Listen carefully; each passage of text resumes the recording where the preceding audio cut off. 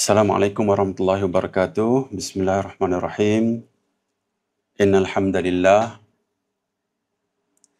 nahmaduhu wa nasta'inuhu wa nastaghfiruh wa na'udzu billahi min syururi anfusina wa min sayyiati a'malina may yahdihillahu fala mudilla lahu wa may yudlil fala hadiya lahu wa asyhadu an la ilaha illallah wahdahu la syarika lahu wa asyhadu anna Muhammadan abduhu wa rasuluh. Segala puji hanya bagi Allah. Kami memujinya, memohon pertolongan dan ampunan kepada Allah. Kami berlindung kepada Allah dari kejahatan diri-diri kami dan teruknya amal perbuatan kami. Barang siapa yang Allah beri petunjuk, maka tidak ada yang dapat menyesatkannya. Dan barang siapa yang Allah sesatkan, maka tidak ada yang dapat memberinya petunjuk. Saya bersaksi bahawa tiada ilah yang benar diibadahi kecuali Allah semata, tiada sekutu baginya, dan saya bersaksi bahawa Nabi Muhammad SAW adalah hamba dan rasulnya. Ya ayyuhallazina amanu taqullaha haqqa tuqatih wa la tamutunna illa wa antum muslimun. Wahai orang-orang yang beriman, bertakwalah kepada Allah dengan sebenar-benar takwa kepada Allah, dan janganlah kamu mati kecuali dalam keadaan muslim. Ya ayyuhan nasu taqu rabbakumul ladzi khalaqakum min nafsin wahidatin wa khalaqa minha zawjaha وخلق منها زوجها وبث منهما رجالا كثيرا ونساء واتقوا الله الذي تسألون به والأرحم إن الله كان عليكم رقيبا. Wahai manusia, bertakwalah kepada Rabbmu yang telah menciptakan kamu dari diri satu, yakni Nabi Adam, atuk kita lah. Dan Allah menciptakan pasangannya, yakni Hawa, nenek kita, dari dirinya. Dan dari keduanya Allah perkembangbiakkan laki-laki dan perempuan yang banyak. Bertakwalah kepada Allah yang dengan namanya kamu saling meminta. Dan peliharalah hubungan kekeluargaan, sesungguhnya Allah selalu menjaga dan menguasaimu. Ya ayyuhallazina amanu taqullaha wa qulu qawlan sadida yuslih lakum a'malakum wa yaghfir lakum dhunubakum wa may yuti'illaha wa rasulahu faqad faza fawzan 'azima. Wahai orang-orang yang beriman, bertakwalah kamu kepada Allah dan ucapkanlah perkataan yang benar. Nescaya Allah akan perbaiki amal-amalmu dan mengampuni dosa-dosamu. Dan barang siapa mentaati Allah dan Rasulnya, maka sungguh dia menang dengan kemenangan yang agung. Amma ba'du fa inna asdaqal hadits kitabullah wa khairal hadi Muhammadin sallallahu alaihi wasallam wa syarrul umuri muhdatsatuha fa inna kulla muhdatsatin bid'ah wa kulla bid'atin dhalalah wa kulla dhalalatin finnar. Sesungguhnya sebenar-benar perkataan adalah kitabullah, yakni Al-Quran lah. Yang sebaik-baik petunjuk adalah sunnah Nabi, petunjuk Nabi Muhammad sallallahu alaihi wasallam, yakni sunnah yang sahih. Seburuk-buruk perkara adalah perkara yang diadakan dalam agama. Setiap yang diadakan dalam agama adalah bid'ah. Setiap bid'ah adalah sesat dan setiap kesesatan tempatnya dalam neraka. Semacam biasa hadis ni adalah kita baca setiap kali kita memulakan majlis lah, kalau ikut sini kan. Sekejap Sekejap Okay. Check. Sekejap Okay. So, kalau tengok pada status hadis ni, memang kita akan baca setiap kali kita mulakan tazkirah lah. Sebab nak raikan apa yang Nabi baca ketika baginda Nabi SAW memulakan majlis kan. So kalimah ni disebut sebagai khutbatul hajjah. Hadis ni hadis yang sahih. Ni yang kita baca lah. Diriwayatkan oleh Nabi SAW dan direkodkan oleh Imam An-Nasai, Imam Ibn Majah, Imam Abu Daud. Ada ni hadis yang sahih. Dan sebagaimana biasa, kita nak ambil sikitlah pengajaran daripada apa yang Nabi baca ni, supaya kita ambil manfaat ni. Sebenarnya daripada apa yang Nabi baca ni, banyaklah apa yang kita boleh hurai. Cuma selalunya kalau kita dengar orang baca bahasa Arab ni, kita tak tahu apa kan. Orang mulakan majlis, intipati kebaikan ataupun the true intent apa yang dibaca tu, kita tak faham lah. So, saya nak kita sedikit-sedikit ambil manfaat daripada apa yang kita baca, dan cubalah kita faham dan kita cuba amalkan dalam kehidupan kita kan. So, saya ambil daripada ayat ni, ayat surah An-Nisa ni last sekali tu kan, yang ayat Quran ni yang Allah sebut tentang peliharalah hubungan kekeluargaan kan. Ni daripada apa yang Nabi baca setiap kali baginda memulakan majlis. Maknanya maksudnya besar lah. So, saya ambil daripada ayat ni, tengok pada surah Al-Isra ni, kita nak relatekan dengan supaya kita menjagalah birru walidain, menjaga ibu bapa kita, apalagi bila dah tua kan. Allah Ta'ala berfirman, dan Tuhanmu telah memerintahkan supaya kamu jangan menyembah selain dia. Nampak ada perkataan yang mentauhidkan Allah. Nanti nak relatekan juga nanti dalam kuliah kita pada hari inilah, yang saya nak cerita tentang hadis nanti. Dan adalah kamu berbuat baik kepada kedua ibu bapa. Tengok Nabi letak, Allah Ta'ala letak lepas Allah letak kedua ibu bapa. Jika salah seorang di antara keduanya atau kedua-duanya sudah tua lah, sampai berusia lanjut dalam pemeliharaanmu, maka janganlah sekali-kali kamu mengatakan kepada mereka perkataan, itu pun tak boleh, dan janganlah kamu membentak mereka. Janganlah kita hentaklah, kita bantah ataupun kita bercakap dengan bahasa yang kasar kan. Ayah kita dah tua. Tetapi ucapkanlah kepada mereka perkataan yang mulia. Mulia ni dalam konteks ihsan tu. Letak dalam, sebab Islam kan yang kita baca hadis 40 kan, Islam ni. Islam, iman dan ihsan tu. Kita nak jaga ayah mak kita dalam konteks ihsan lah. Macam tu. So ini adalah garis panduan yang Allah bagi kepada kita. Jadi daripada ayat yang pertama kita baca ni, jaga-jagalah, maksud dia macam tu lah. Mana hati-hati, kita kena banyak berkorban tau untuk mak ayah kita. Walaupun mak ayah kita salah kan.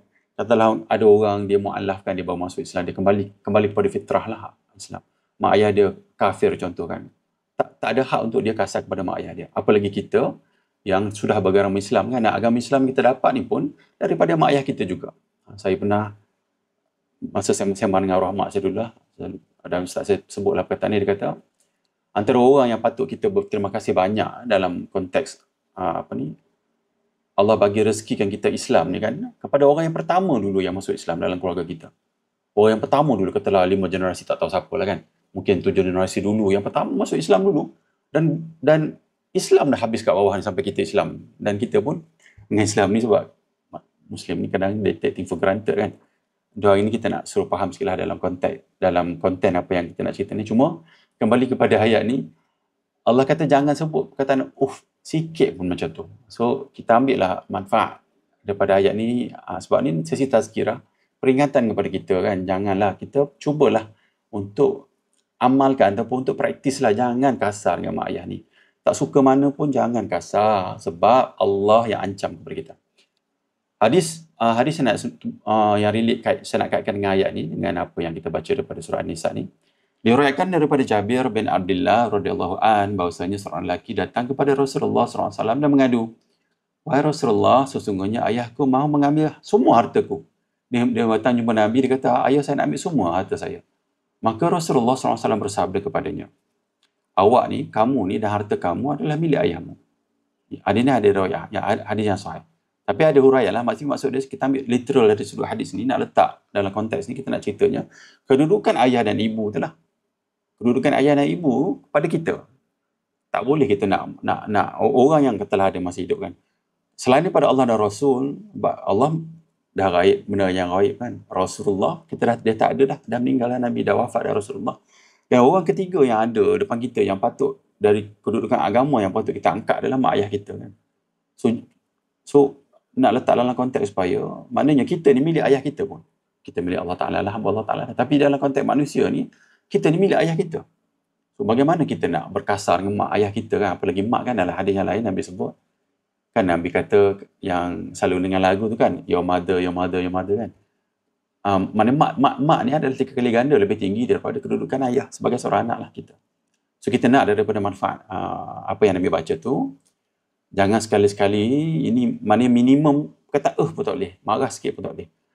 Didik hati, ajar hati, baca hadis yang banyak, supaya kita kan beriman dari sudut, kadang-kadang kita beriman dari sudut teori sebab kita dah ajar begitu kan. Cuma ambilkan perkataan beriman tu, letaklah dalam jiwa kita, rasalah, biar dia rasa benda tu, Allah, takutlah Allah Ta'ala ni, takutlah ancaman Allah kan. Biar kita rasa dalam jiwa kita, apalagi dalam bulan Ramadan ni kan, ambillah manfaat peluang untuk kita doa, dan juga ambillah, maksud dia biar dia dapat rasa. Nanti saya nak, dalam satu slide nanti saya ambil benda yang paling dekat dengan kita doa iftitah tu. Kan kita duk baca setiap hari, tapi dalam keadaan gitu pun kita lalai lah benda-benda yang syirik semua kan. Nak relate kan, apa yang kita lafaz ni kadang-kadang tak semestinya dia reflect perbuatan kita.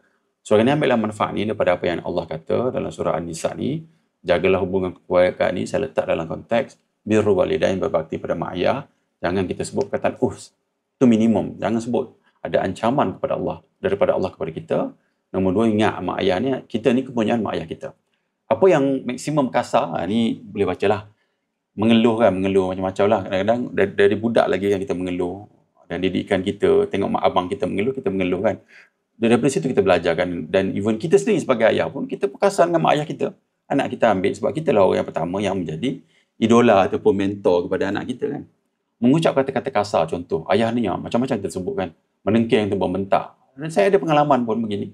Kita tengok Allah, dan sebab tu kita cuba dakwah, tapi dia punya reflection tu, reflect daripada perbuatan tu, kita susah lah. Kita kena balik lah. Tapi itulah jalan dakwah. Mengabaikan mereka ketika dalam keperluan. Contohlah, so ambillah iktibar dan juga nasihat kepada saya jugalah dalam konteks ni, dalam konteks ucapan atau hadis yang Nabi baca ketika memulakan majlis, insyaAllah. Okey, kita masuk kepada format tazkirah ni. Sekejap ya. Kita masuk dalam format tazkirah. Kita letak belakang tentang mukadimah ilmu sahih ni, peringatan kematian ni, sebab saya nak fokus kat sini dulu. Kalau sempat kita baca yang ni lah. Takut nanti selalunya kita baca yang ni dulu. Yang ni ada setengah jam je, tak sempat kita nak cerita tentang konten yang utama lah dalam sesi ni. Kita pergi kepada ilmu hadis. Ini dalam konteks, saya nak cerita ni, taklah saya ni belajar sampai ada degree dalam ilmu hadis, tak. Ini dalam konteks orang awam yang kita tak debate detail sanad terputus ataupun dipanggil apa, adalah term-term hadis yang kalau kita dengar ceramah-ceramah ustaz hadis, dia akan cerita term-term. Kita tak pergi ke situ. Kita nak cerita kita atas kita je. Yang kita yang orang awam ni, yang kita tak bahas pun adalah term-term hadis yang mursal, benda-benda tu kita tak bahas pun. Sebab kita jangan jumpa pun. Masuk kelas, duduk dekat baca buka buku, depan ada whiteboard, ustaz mengajar, baru kita dengar perkataan tu kan. Benda tu yang kita lalui dalam konteks tu tak ada dalam kehidupan kita pun. Orang tak bahas pun, ni mursal, orang tak bahas sangat. Kecuali dalam konteks ilmiah lah.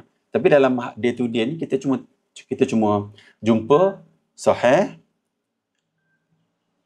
hasan, dhaif, palsu. Kita tengok daripada konteks ilmu hadis ni, sahih, hasan, dhaif dan palsu. Ada juga case study saya nak buat sikit lah, tapi case study ni saya ambil hadis yang a bit ekstrim. Cuma seperti mana juga ayat Quran yang Nabi sebut tadi kan, selalunya contoh-contoh tak nak bagi ni biarlah ekstrim sikit. Kan macam kita dengar cerita Saidina Abu Bakar, derma seluruh dia punya harta kan. Ekstrim supaya bila sampai kat kita ni lah tak dapat semua, kita buatlah 10%, 20% macam tu. So konteks dia begitu kan. Okay, tengok apa itu ilmu hadis. Hadis ni saya ingat benda-benda ni adalah benda-benda yang kita dah tahulah, cuma kita nak ulang balik. Hadis juga adalah wahyu. Yang terjaga adalah Quran saja kan. Kita fokus pada hadis ni kan. Hadis bukanlah kata-kata sebab ada perbuatan Nabi ataupun sahabat-sahabat lain yang sebut tentang Nabi. Itulah dalam hadis lah. Rasulullah SAW tidak bercakap mengikut hawa nafsu. So kita kena ingatlah sebab Allah Ta'ala yang bagi tahu yang mana Nabi ni adalah, apa yang Nabi sebut itu adalah wahyu juga. Tengok daripada surah An-Najm ni. Dan dia yakni Rasulullah SAW tidak berkata-kata menurut hawa nafsunya. Perkataannya itu tidak lain hanyalah wahyu dan diwahyukan kepadanya. Surah An-Najm ni. Saya bila tengok ayat ni, kenapa timbulnya ni, sebab saya duk tengok YouTube Muslim Lantern tu, banyak dia quote perkataan-perkataan daripada Quran. So masa dia bukan berdebat lah, bincang dengan non-Muslim, banyak dia ambil ayat Quran yang dia neutralkanlah hujah daripada orang non-Muslim. Selalunya dia kata Quran terjaga tapi hadis tak terjaga kan. Cuma dalam konteks tu, hadis ni dia ada status dia sebab Allah tak jagalah, cuma Allah confirmkan apa yang ada dekat Nabi, yang sahabat narrate dah nampak apa yang Nabi buat tu adalah wahyu. Macam tu. Nombor dua, Quran yang dijamin. Kita tengok Quran dijamin. Allah telah menjamin pemeliharaan Quran sehingga hari kiamat lah. Tak seperti mana kitab-kitab daripada agama yang terdahulu. Contohnya kitab Taurat kan, Allah tak jaga. Sebab kitab Taurat pula memang dia ada condition masa dan juga condition ummah tu. Katalah untuk orang Yahudi saja. Kan? Kitab Injil untuk Yahudi saja, macam tu, dia tak semua. Cuma Quran ni sebab untuk semua orang selepas di zaman Nabi, selepas dia lantik menjadi Rasul, Allah sebut dalam surah Al-Hijr ni, Allah berikan Quran ni terjaminlah. Sesungguhnya kamilah yang menurunkan Al-Quran dan kamilah yang benar-benar memeliharanya. So, Quran terjaga tapi hadis tak terjaga. Inilah yang kita nak discuss hari ini. Bila tak terjaga tu, ada ruang-ruang bagi saya ujian lah. Syaitan masuk, dan juga syaitan ni kena ingatlah ada dua kategori syaitan lah. Satu syaitan yang gaib, dua syaitan yang berkepala hitam ni lah yang yang macam kita-kita ni lah boleh jadi juga sifat syaitan. So kita tak nak dalam kategori tu, kita nak faham tentang hadis ni sebab kita takut nanti kita salah faham bila kita tak ada ataupun kita meninggal nanti, dah jadi satu benda yang besar lah. Kita tak boleh nak kembali kepada dunia balik dah untuk betulkan keadaan kita kan. So dari sesi ni kita nak tengok dari konteks hadis ni. Okey, kenapa perlu nilai status hadis? Walaupun kita orang awam, kita kata tak mampulah saya nak cari status hadis. Tapi tak apa, kita bagi je motivasi. Hari ni nak buat awareness je sikit kan, supaya kita dapat, bolehlah dalam kita ni bila macam contoh, saya nak bagi contoh lah supaya kita kata mustahil lah saya nak tahu status hadis. Saya nak bagi contoh kan, contoh. Pernah dulu ni cerita saya dengan mak saya lah, arwah mak saya.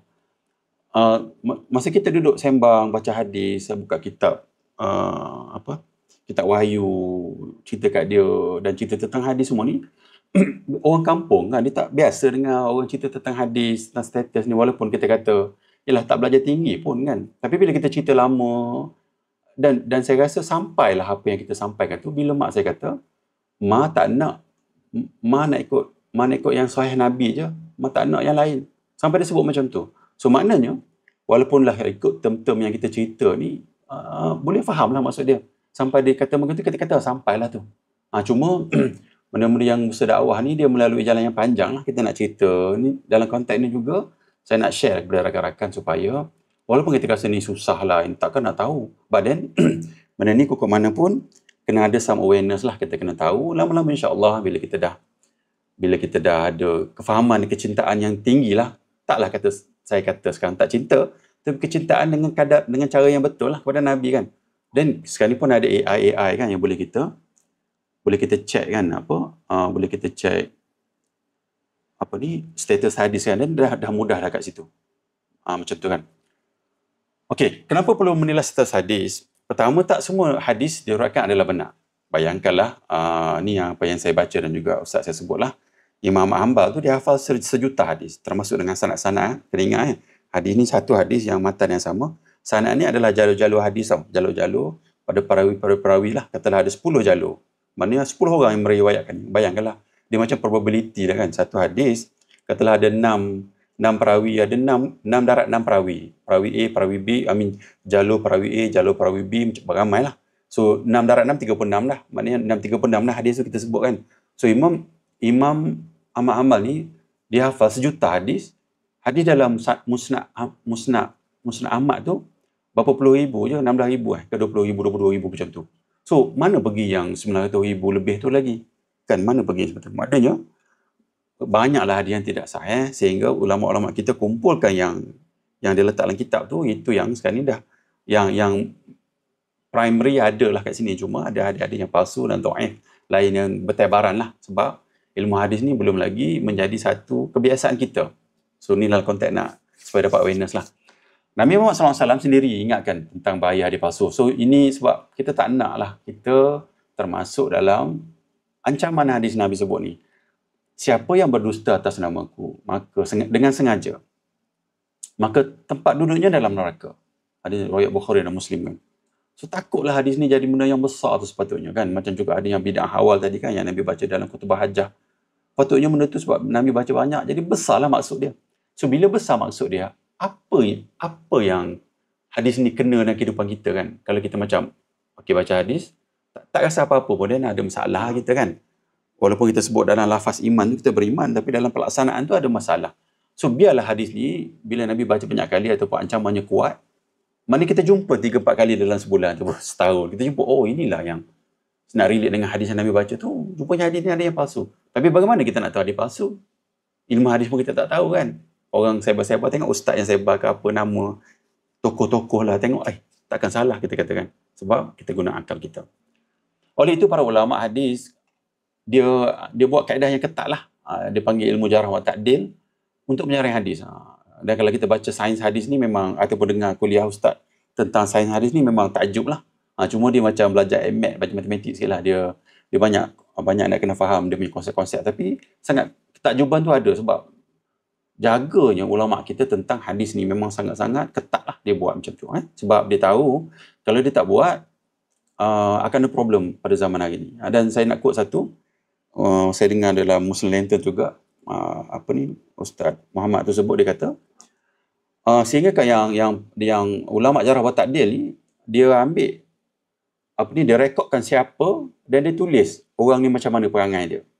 Mana perangai tu, katalah contoh dia ni pelupa ketika bila-bila, pada muda dia tak pelupa, ataupun ketika tua dia pelupa, ataupun dia memang tulis daripada umur sekian-sekian dia tulis banyak, tiba-tiba sekian-sekian dia tak tulis dah, buku dia hilang ke apa kan. Sampai tahap tu ulama ambil untuk jaga wahyu yang sahih lah, wahyu daripada lafaz ataupun daripada hadis Nabi SAW sampai tahap tu lah. So sebab ketatnya dan sebab dah letak banyak usaha, jadi saya rasa sangat perlulah kita tahu at least sedikit lah tentang ilmu hadis, sebab dia boleh jadi penyelamat kita selepas mati nanti.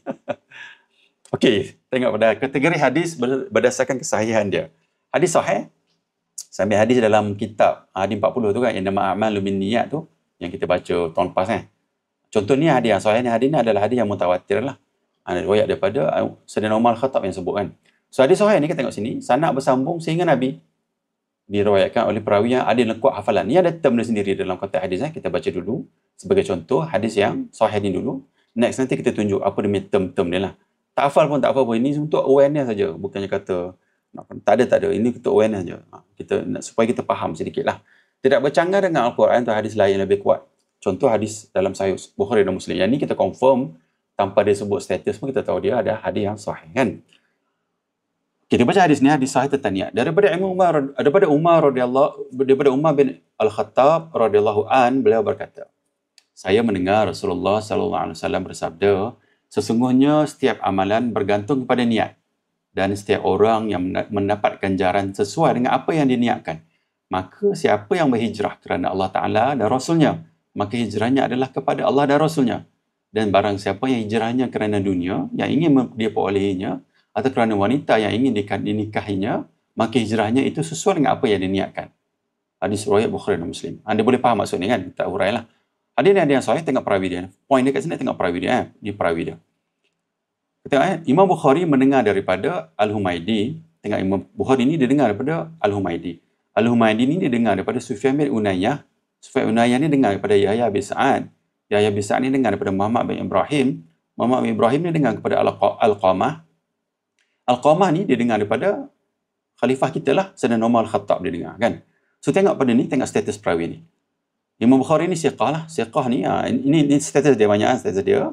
Ini dia punya, dia punya penilaian ulama hadis lah yang buat jarah wa ta'dil tu.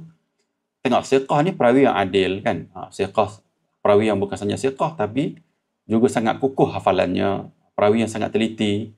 Syaduk, perawi yang jujur tapi hafalannya lemah. Tengok dia letak pun, maknanya orang katalah ada orang datang ketika ulama jarah wa ta'dil ni, dia kenal, dia tulis, dia tulis riwayat orang tu, dia ni syaduk.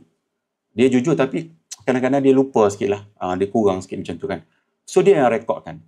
Hasanul hadis, perawi yang hadisnya hasan, kerana sedikit kekurangan. Perawi yang ni dhaifkan, perawi yang memiliki kelemahan seperti hafalan lemah atau pernah melakukan kesalahan dalam periwayatan. Majhul ni tak kenal, majhul kan. Matruk ditinggalkan. Banyak hadis mungkar yang dibawa. Kazab ni menipulah, pendusta. Macam itulah. So daripada hadis ni kita tahu ulama hadis lah, ulama hadis Imam Bukhari ni dia tahu siapa periwayat hadis ni, siapa, apa status dia. Siqah. Dan Imam Bukhari ni ada periwayat ataupun list nama periwayat dia yang memang dia letak kategori tertinggi lah. Sebab tu memang dalam kaedah Imam Bukhari dia letak dalam kaedah tertinggi. Okey, boleh faham kan? So hadis yang sahih ni sebab ulama dia tengok kepada status siapa yang baca ni, siapa yang bawa, siapa yang dia lafazkan dan dihafal daripada siapa, macam tu sampai ke Sayyidina Umar Al-Khattab. Sayyidina Umar Al-Khattab ambil daripada Nabi lah, sebab Nabi kata dia dengar daripada Nabi kan, macam tu. Okey, ni hadis yang sahih. Kedua, hadis hasan. Hadis hasan ni termasuk dalam hadis yang sahih juga. Jangan pula kita kata hasan tak boleh. Kalau ada status hasan tu kira macam sahih lah, macam tu kan.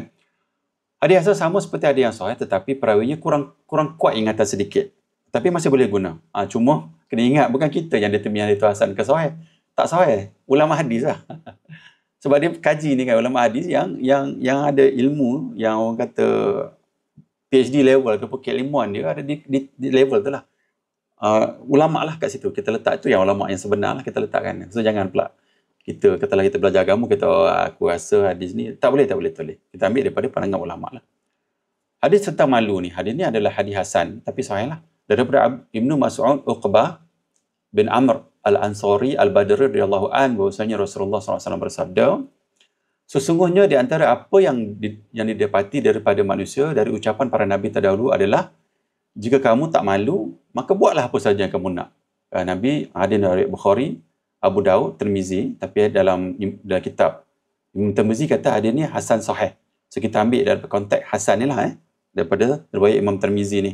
So kita ambil bawah ni, kita ambil sanad perawi daripada Imam Tirmizi . So hadis ni, ini ancaman ni. Nabi kata macam kita lah. Nabi kata tak malu buatlah. Kalau kau tak malu buatlah apa saja. Ancaman lah, jangan tak. Maknanya kita kena ada perasaan malu lah. Cerita sikit lah. Lelaki perempuan kena ada perasaan malu.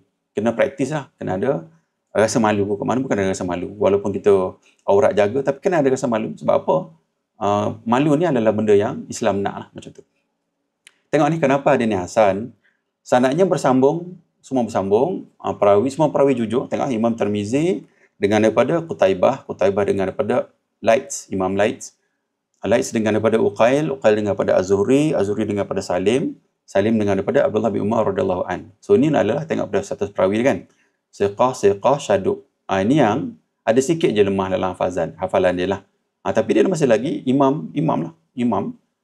Cuma dalam konteks ni bila ulama ni hurai, kaji, dia kata Laits bin Sa'ad ni, dia kata ni dikenali sebagai syaduk, tapi dia tak capai tahap hafalan yang sangat kuat seperti perawi hadis sahih. Cuma yang ni sebab ada satu je, dia letak dalam konteks hasan, dan bukan kita lah yang determine, Imam Tirmizi yang determine benda ni kan. Dia letak, Imam Tirmizi yang letak ni hadis hasan sahih macam tu.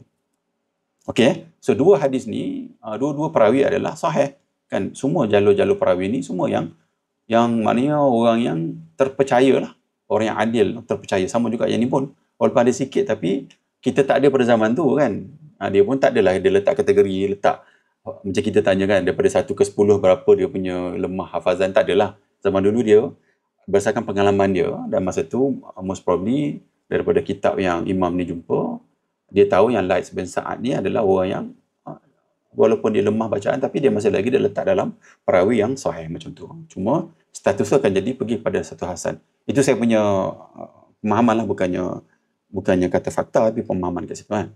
Okay, itu adalah satu hadis sahih dan hasan. Okay, now kita pergi kepada yang dhaif pula. Yang ni yang bermasalah banyak ni, yang kita nak fokus nanti insyaAllah. Dhaif ni adalah kelemahan pada sanad atau perawi. Tak boleh jadi sumber hukum, tapi boleh guna dalam fardhu amal.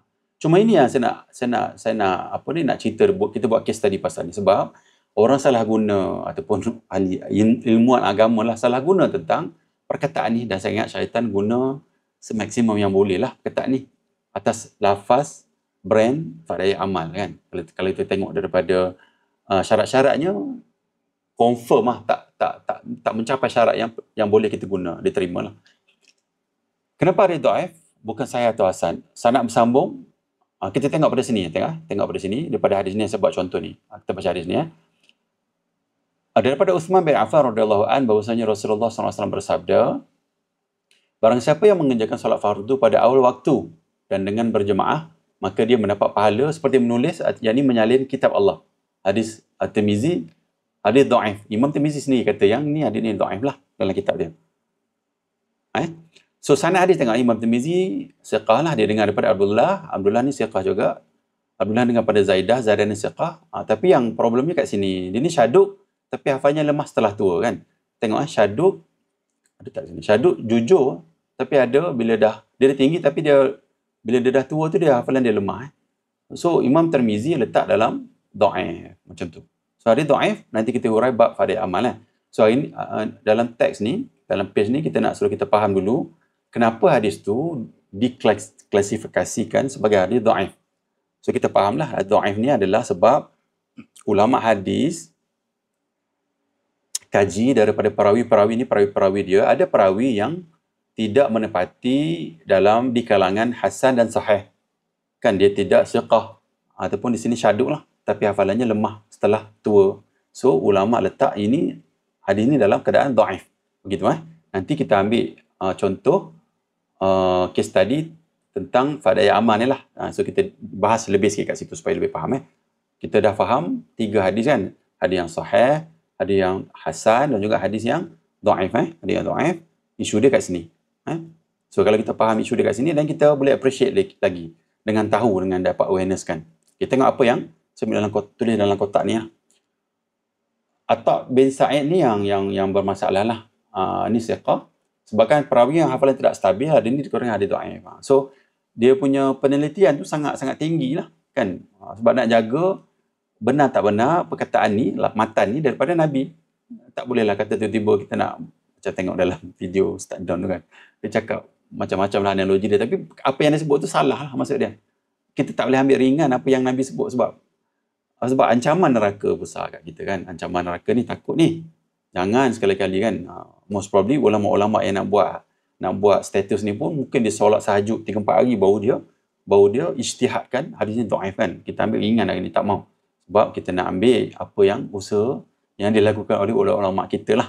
Ni baru dah konteks kita sebut ulama lah sebab ini orang biasa pun kadang kita sebut dia ulama juga, which is tak betul lah. Kita ambil ulama yang dia iktiraf lah, yang ilmu dia tinggi. Okey, kita pergi kepada hadis maudhu', hadis palsu kan. Satu, kena ingat bila pergi ke kelas-kelas ataupun di masjid, bila ustaz sebut maudhu' tu adalah palsu. Jangan pula kita tak faham Bila ustaz sebut ada ni hadis maudhu', maudhu' ni palsu maudhu' ni palsu. Hadis ni direka-reka dan disandarkan kepada Nabi. So ni memang termasuk terus dalam ancaman tadi yang menipu atas nama Nabi. Nabi kata pastian dah ada tempat dalam neraka. So hati-hati banyak. Kita tak nak syubhah ataupun kita sebar-sebar tak mau. So hati-hati banyak. That's why hadis ni kena sahih baru kita sebar. Kalau tak, jangan stop kat kita. Jangan kita jadi orang yang penyebar jadi pemangkin kepada benda-benda yang tidak sahih ni. Haram disebarkan kerana boleh memasukkan akidah umat Islam. So majoriti hadis sahih ni, majoriti daripada benda-benda yang akidah yang salah tu, majoriti datang daripada hadis palsu. Yang saya suruh sebut tasawuf-tasawuf yang pelik-pelik ni, selalunya dia ambil daripada hadis palsu. Sebenarnya dia ambil hadis palsu ni, itulah, ke situlah maksud dia. Saya nak relatekan dengan filosofi tu, tapi tak apa, kita tak bahas bab tu. Nabi SAW memberi amaran keras yang tadi sebut itulah, siapa yang berusaha atas nama Nabi dengan sengaja, maka tempat duduknya dalam neraka. So hati-hati, sangat hati-hati. Ulang banyak Kita ambil pada contoh hadis palsu. Hadis tentang pahala fadilah Rejab. Kan banyak orang duk sebarkan Rejab, Syakban, Ramadan. Baru ni pun ada orang sebar dalam Facebook kan, siapa yang ingatkan tentang Ramadan, apatah dapat pahala syurga ke apa macam tu. Saya mesej balik ke orang tu sebab sahabat tu letak dalam Facebook, saya tulis personal kat dia, saya kata hadis palsu. Daripada perkataan tu dah macam dia indicate yang kepalsuan tu tinggi. So saya buat cross check, memang palsu pun. Dan sahabat tu ambil daripada hadis tu daripada website formal Majlis Fatwa negeri lah, salah satu negeri di Malaysia. So sangat-sangat benda ni sangat-sangat tidak terjagalah, tidak dikontrol. Orang ambil seadanya, padahal ancaman yang besar daripada Nabi SAW kan. Kita baca hadis ni kan. Barang siapa yang solat sunat 2 rakaat pada malam pertama bulan Rejab, maka Allah akan ampuni dosa-dosanya yang telah lalu walaupun sebanyak buih di lautan. Hadis ni kalau diikut oleh Imam Ibn Hajar, Imam As-Sayuti, ulama hadis lain, dia kata hadis ni palsu. Sebab tak ada pun dalam mana-mana kitab, dia tak jumpa. Tengok ni sanad hadis ni tak diketahui pun. Siapa tak tahu. Macam cerita-cerita last week kan tentang kitab Injil tu yang 300 tahun baru ada ditulis kan. Kitab Injil yang ada tu setiap tu dia palsu tu kalau ikut. Tak tahu, penulis tak tahu siapa. Kalau ikut kitab Injil yang ada ni, yang dia ubah, yang Allah confirmkan memang dia paderi dia ubah, ustaz-ustaz dia ubah. Kitab Injil tu palsu kitab tu. Kalau tengok pada hadis kita berdasarkan ilmu Islam yang kita belajar ni, kitab yang dia ada tu ialah kitab palsu. Ramai orang ikut kan. Hari ni pun benda palsu, orang Islam sendiri ramai yang ikut. Macam mana nak tahu? Nanti kalau you guys berdebat lah, pergi kepada guru-guru agama dan bersembang dengan orang agama yang lain, lagi ramai kita bersembang tentang agama, lagi banyak kita pick up benda-benda macam ni. Tengok. Kenapa hadis ni palsu? Sebab hadis tak ada wujud dalam kitab muktabar dan kitab-kitab lain pun tak ada. Jadi perawi siqah, tak tahu pun siapa perawi dia. Ulama hadis yang besar lah, Ibn Hajar al-Asqalani, Imam As-Sayuti, Imam Al-Albani kata dia ni palsu, maudhu'. Ini ulama-ulama hadis yang patut kita kenal nama dia dan kita ambil lah ilmu daripada mereka. Ada ni yang menyanyikan ganjaran terlalu besar tanpa asas.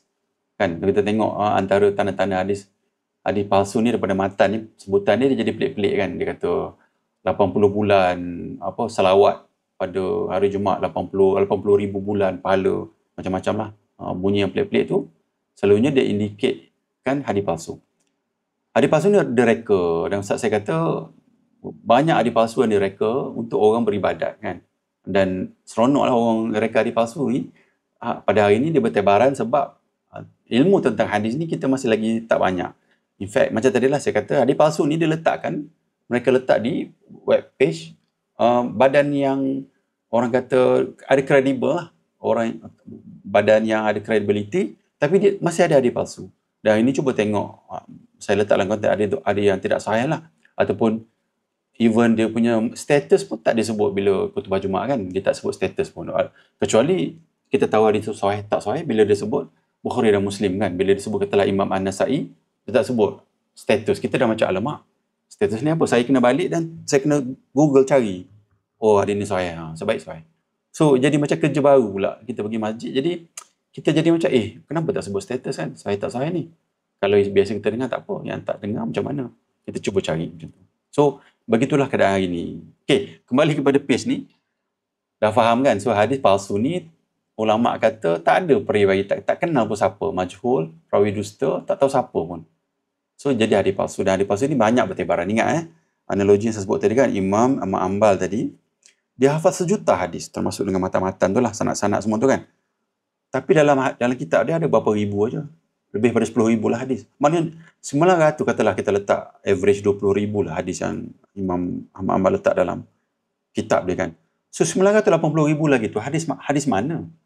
Banyak tu 980,000 berbanding dengan 20,000. Hadis yang palsu lah, yang macam-macam ni, yang pelik-pelik ni kan. So maknanya dia telah saring, dia telah sedaya upaya dia untuk bawa hadis-hadis yang elok lah, ataupun dalam tu pun ada hadis dhaif lagi kan. Tapi maknanya hadis-hadis yang pada peringkat dia tu dia bawa pada kita. Dah disaring. So yang lain-lain tak tahu lagi tu banyak mana yang hadis palsu bertebaran. Dan benda tu kita kena ambil channel lah. Macam tu. Okey, kita buat summary sikit tentang hadis-hadis ni. Tengok ringkasan kategori hadis berdasarkan kesahihan, membezakan hadis sahih, hasan, dhaif, palsu. Tengok hadis sahih, sanad bersambung, perawi siqah dan adil, tidak bercanggah dengan dalil yang lain. Boleh digunakan dalam hal akidah, hukum, semualah boleh guna. Hadis hasan sama juga. Hadis hasan sahih, hadis ni hadis yang sahih. Tapi ada sikit je yang tak okey. Tapi boleh diterima lagi. So, dua hadis ni adalah hadis yang kita terima, kita nak ambil. Nombor 3 ni hadis dhaif, ada kelemahan pada sanad atau perawi. Kadang-kadang bercanggah dengan hadis sahih. So, yang ni yang selalunya kita terlepas pandang, tak tahu pun. Dia bercanggah dengan hadis yang sahih ni sebab kita ambil as is je kan. Bila orang sebut tentang hadis dhaif, dia ambil je. Dia kata fadail amal. Tapi hadis yang sahih, ada ke tak? Tapi ikut logik akal kita kan, kalau lah ada yang sahih, kenapa nak guna hadis yang dhaif? Itu kalau ikut pada akal yang waras lah kan. Kau dah ada minuman yang ada kekotoran kan sedikit, dengan minuman yang langsung tak ada kekotoran kan. Kenapa nak minum yang ada kotor tu? Walaupun dari sudut saintifiknya, benda tu tak adalah bagi kesan teruk pada kesihatan kan, kalau kita minum yang dhaif tu, yang ada kekotoran tu. Tapi kenapa nak minum? Kan ikut kepada logik akal pun kita dah tahu begitu. Tapi sebab ilmu hadis ataupun status tu tak dicerita kepada kita kan, orang datang dengan orang agama, kita ambil lah benda tu. Jadi bukan salah kita sangat pun, tapi sebab dah keadaan begitu. Cuma dalam konteks ni, saya cubalah untuk kita bagi sedikit awareness lah kepada kita. Tidak boleh digunakan dalam hukum dan akidah, hanya dalam motivasi jika tidak terlalu lemah. Tapi dia salah gunalah kat sini, banyak penyalahgunaan lah. Hadis palsu yang sama juga. Hadis palsu ni tak ada orang cerita pun status dia kan. Katalah orang sebarkan hadis-hadis bulan Rejab lah, bulan Syaban lah kan, orang sebar-sebar, tak tahu pun palsu ke tak. Dapat tulis panjang, kat bawah dia tulis hadis yang sahih. Sebarkan balighu anni walau ayah. Sebarkan walau satu ayat. Dalam itu yang sahih. Yang tak sahih dia letak kat atas tu. So orang baca nampak macam sahih. Itulah penipuan-penipuan syaitan yang berkepala hitam lah untuk rosakkan akidah kita lah. So hadis palsu ni, hadis yang direka-reka, sanad tidak wujud atau perawi tak dikenali pun, ataupun pembohong, kazab. Dan jangan terkejut, yang kazab ni adalah orang yang kuat agama. Sebab Ustaz saya kata, berapa banyaklah ada satu nama saya tak ingat dah. Memang dia tu tulis hadis palsu dan dia dipancung lah pada zaman dia. Dia memang tulis sebab apa? Orang tanya dia kenapa dia tulis hadis palsu. Sebab dia nak suruh orang, fadai amal ni lah untuk orang beribadat. Tapi dia tulis hadis palsu. Bahaya betul. Selalu menjanjikan ganjaran besar tanpa dia lakukan. Pada dia ringan dia nampak orang dapat manfaat yang banyak. Seperti mana orang yang buat bid'ah kan. Dia kata takkan salah kan. So pemikiran yang sama ada di orang yang mereka-reka hadis ni. Tapi saya tak kata ancaman yang sama, tak. Saya kata pemikiran yang sama saja, jangan ambil out of konteks. Haram disebabkan tidak boleh diamalkan. Okay, siapa yang berhak tentukan hadis sahih? Ulama kita lah. Ulama kita bukannya kita jumpa ustaz depan kita, dia yang sebut, saya rasa. Tak ada, awak tak boleh rasa. Kena ambil daripada pandangan ulama hadis. Sebab ulama ni kan atas cabang-cabang kepakaran ilmu masing-masing. Macam Imam Syafi'i dalam fiqh, Imam Hanbal dalam fiqh dan juga hadis, Imam Malik dalam bab hadis dan juga fiqh kan. So ada Imam Bukhari, Imam Muslim, itu ulama-ulama hadis. Dan juga ulama-ulama yang bukan dalam bidang, ulama tasawuf pun ada, ulama fiqh pun ada kan. So kita ambil daripada konteks kepakaran masing-masing. Dan ulama fiqh dia tak tahu semuanya dalam ilmu hadis. Kena ingat begitu. So kita jangan mengkultuskan manusia ni. Kita kata, oh, dia ni ilmu dia ni kalau bandingkan kita celup air, okay, setitik je kita. Jangan sebut benda tu. Memang ada dalam hadis tapi jangan sebut benda tu. Sebab dia macam konteks tu salah. Bukan begitu. Orang ni kita jangan mengkultuskan dia. Manusia ni ada salah silap dia kecuali Nabi SAW kan. Ulama hadis kontemporari lah yang selalunya kita jumpa dalam yang tulis status hadis kan. Syekh Muhammad Nasiruddin Al-Albani, Syekh Shu'aib Al-Arnaud ni, yang Musnad Ahmad ni banyak tu kan. Ada dalam apps boleh tengok ada status hadis. Sekarang ni ada yang saya pun ada apps ensiklopedia hadis. Dalam tu Syekh Shu'aib Al-Arnaud lah, dia takhrijkan hadis Musnad Ahmad. Selalu saya akan refer kat situ. Dia ada tulis apa, dia tulis perawi mana yang bermasalah. Syekh Halim Al-Hilali sama jugalah. So antaranya saya tulis kat sini lah. So ataupun ulama-ulama ni lah yang tunjukkan status kepada kita, yang berkhidmat kepada agama, yang menolong kita lah tahu status hadis. Okey. 947 dah. Penggunaan hadis di Malaysia tak ada status apa kesannya. Itu kesan secara umum lah. Ini bagi awareness saja kan. Realiti di Malaysia lah, tak ada pun. Dalam ceramah majoriti je, tak sebut pun. Saya kalau masuk, bawa anak saya pergi masjid, Allah, dia baca hadis palsu. Kita jadi macam, aku nak bawa anak aku pergi ke masjid kan, baca hadis palsu pula dah. Anak kita pula kita bawa. Saya nak kena explain pula ke anak saya tu. Jadi macam turn off tau. Macam mana saya nak buat ni? Kadang terfikir, macam mana kita nak buat ni? Sebab dia tak baca pun status tu. Bila kita cek, alamak, dia adalah hadis yang palsu. Walaupun Kerajaan Malaysia menjalankan kempen pastikan sahih baru sebar, tapi belum lagi. Kata hari ni rakan-rakan yang lelaki ni kalau pergi solat Jumaat tu, kecuali hadis sahih Bukhari Muslim lah, dia tak akan sebut status pun. Dia akan sebut hadis Bukhari dan Muslim je. Cuba tengok, perhatian ni, amati apa yang mereka ustaz sebut ataupun khatib sebut nanti, dia letak tak status dia kan. Masyarakat hanya yakin hadis tu sahih, dua ni lah. Kalau yang ni kita tahu, cuma yang lain tu tak ada. Tak sebut kan. Apa kata ulama' ni? Ulama' ni kata, Imam Ibn Sirin berkata, sesungguhnya ilmu adalah agama. Maka lihatlah siapa kamu mengambil agamamu. Tengok, Imam Muslim letak ni dalam dia punya mukadimah Sahih Muslim dia kan. Dia kata ilmu ni agama, ilmu ni sahih hadis Nabi lah. Sebab hadis Nabi tu yang menceritakan tentang Al-Quran kan, agama. Maka lihat siapa kamu mengambilnya. Maknanya kita kena tengok, kalau lah tak ada status, jangan ambil lah, antaranya lah. Tapi ada je ustaz yang bagus-bagus ni, memang kalau dia sebut hadis, dia akan sebut statusnya begini. Ya. So kalau ustaz saya ambil ustaz tu. Tak kira lah siapa orang kecam dia ke apa, tapi saya ambil ustaz yang memang dia ada amanah kepada ilmu, dan dia sebut adanya dhaif. Tapi dia ceritakan hadis ni sahih, dia akan cerita. Imam Al-Albani menegaskan, asal bagi semua hadis adalah dhaif. Sehingga terbukti sahih dengan sanad yang kuat. So kita ambil lah, ini saya punya rule of thumb lah, kalau tak ada status, dhaif dulu sehingga terbukti kan, kita ambil saranan ataupun kata-kata daripada Imam Albani, Syekh Albani macam tu. Ini contoh yang fadail amal ni kan. Contoh sebab saya bila belajar bab hadis ni, saya jadi macam datang perkataan tu dalam pemikiran saya lah macam tu. kalau lah boleh guna, tapi tengok persoalan dia, siapa tahu Ustaz hadis tu dhaif? Ustaz sebab Ustaz tak sebut pun hadis tu dhaif. Dia tak sebut, dia cerita. Lepas tu dia kata boleh pakai fadil amal. Lepas tu satu lagi kan, bila status ni dhaif kan, akan ada hadis yang sahih tentang amalan tu. Kan? Mana saya nak tahu hadis tu dah ada hadis yang sahih tentang amalan tu kan? Sebab dia sebut mungkin tak ada pun kan. Most probably tak ada pun. Sebab kita alamak macam mana ni, dan analogi tadi kan saya sebut kan, macam air tadi, air yang dah teruk dengan air yang bagus sangat kan, walaupun minum yang teruk tu tak adalah mudarat sangat kesihatan kita. Contohlah kita orang yang waras ni ambil yang air yang elok ni kan, takkan ambil yang ada sikit tu. Macam ada setengah orang, even orang yang dah minum bekas tu, dia tak nak minum langsung kan, dia rasa apa ni kan. Even Nabi pun sebutkan larangan untuk hembus bernafas dalam jak. Kalau minum ramai-ramai kan dalam jak kan dah tak elok tu kan, boleh je minum kan, bukannya kata terus mati, taklah, boleh minum. Tapi kita untuk jaga, kita ambil yang lebih elok. Cuma dalam kehidupan kita pun kita ambil benda yang dari sudut fitrahnya begitu, tapi dalam agama kita jadi macam, bukan kita jadilah, maksud dia perangai yang saya sebut ni adalah perangai yang saya sebelum ni lah, saya jadi begitu maksud dia. So bila datang critical thinking, kita kena ambil benda yang saya rasa kena buat revision lah apa yang kita faham tentang hadis. Lagi contoh je saya kata, saya tulis kat sini kan, hadis tu dhaif ringan ke dhaif berat, kita tak tahu bila orang sebut kan. Cuma saya buat satu contoh kat sini kan, case study ada dalam 9 minit lagi. Kita ambil dalam case study ni kan, hadis tentang tawasul dengan orang yang soleh yang telah meninggal dunia. Hadis ni ada yang dhaif tau. Apabila kalian meminta kepada Allah, maka bertawassullah dengan orang yang soleh yang telah meninggal dunia. Mencari doa kalian akan dikabulkan. Tawasul ni maksud dia diminta tolong dengan orang yang dah mati. Sama dia minta tolong dengan orang dah mati. Macam tu kan. Tapi hadis ni ada yang dhaif.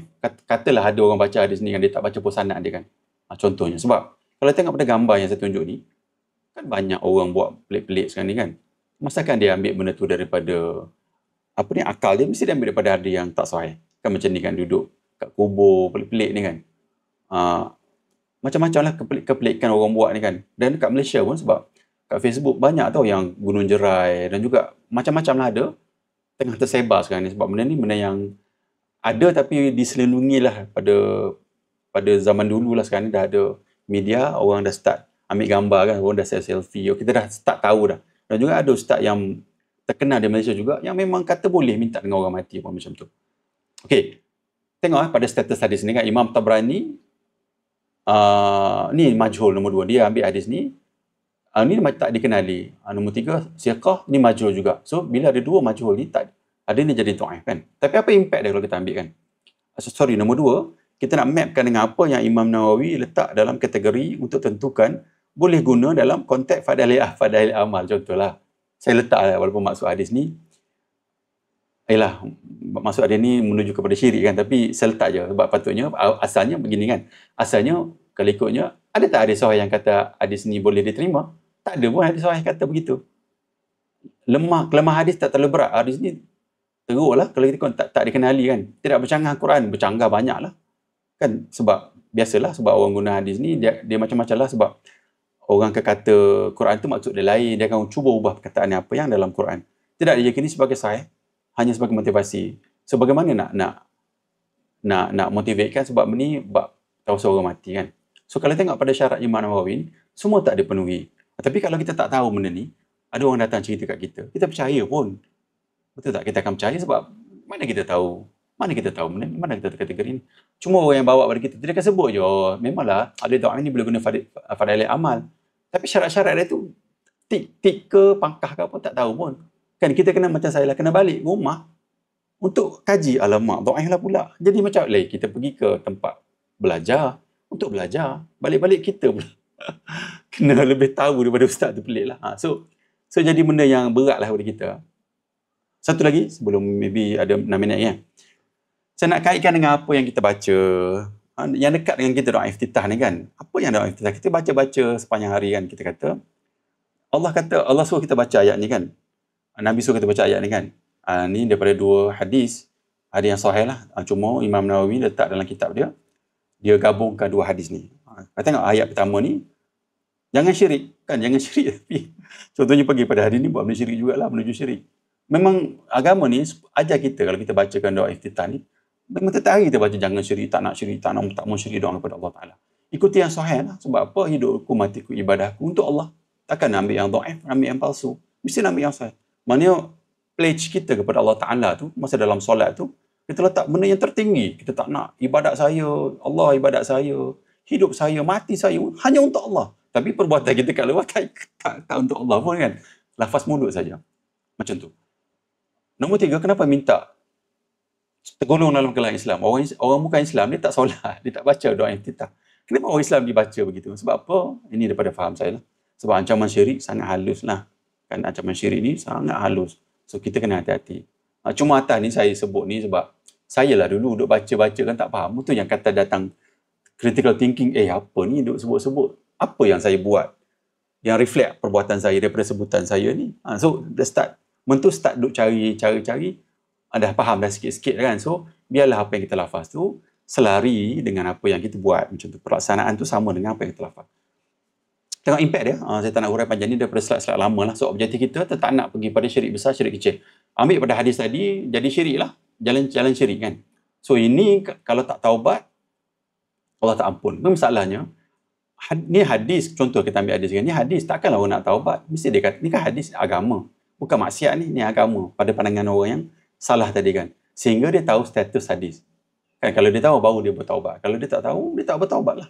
So hari ni kita nak bagi awareness dan juga daripada case study ni untuk kita faham supaya kita ambil cakna tentang status hadis tu kan. Jangan ambil bulat-bulat lah. Dan juga guru yang kita nak cari nanti, carilah guru yang memang dia sebut, yang terkenal dengan perkataan-perkataan sahih, dhaif, sahih, palsu, dhaif jiddan disebut kan. Benda tadilah yang ilmu hadis biarlah benda tu jadi perbualan yang biasa pada kita kan. Sebab ini sangat penting. Dan sama jugalah menuju syirik semua ni, kita tak mau benda ni sebab kalau ikut hadis. Okey, tengok. Case tadi semua tak menepati ciri-ciri apa yang Imam Nawawi buat. Dan juga apa kesan dia. Syirik lah, masuk syirik. Daripada kecil belajar, dah tua nak tinggalkan susah. So hati-hati, sangat hati-hati. Kita ambil lah iktibar, kita ambil lah masa untuk mentelaah ataupun mempelajari ilmu, at least minimum lah ilmu hadis kan. Okey, ni dah ringkasan ni daripada conclusion daripada semua yang kita cerita tadi. Ada 3 minit lagi kan. Hadis sahih, hadis hasan ni boleh pakai. Dhaif palsu ni tak boleh lah. So kalau boleh, macam saya sembang tentang ataupun saya curaikan tentang cerita tentang hadis dhaif tadi kan. So ada benda yang kita kena kena ada some critical thinking kat situ lah. Contohnya logik akal dia. Macam tadi lah sebab logik tadi kan. So hati-hati dan juga ambillah tahu, carilah status hadis tu sebelum kita guna ataupun sebelum kita sebar. Penutup bab ni ada 2 minit lagi. Fahami ilmu hadis, tanda sayang dan concern kita ataupun takwalah kepada agama. Sebab dia bawa bekal selepas mati. Kerja kita hari ni short term je ni. Duit dapat ni. Nak tunggu 23 bulan ni, 21 bulan ni kan. Semua tendang menunggu ni, tertanya-tanya ni kan. Tapi benda tu kecil je. Ini lagi besar sebab kehidupan infinity selepas mati. Nombor 2, pastikan tahu status hadis. Kan Syekh Al-Albani kata, asal semua hadis dhaif. Letak tulis tu, dhaif lah dulu. Cari. Kan orang WhatsApp dalam grup family kan.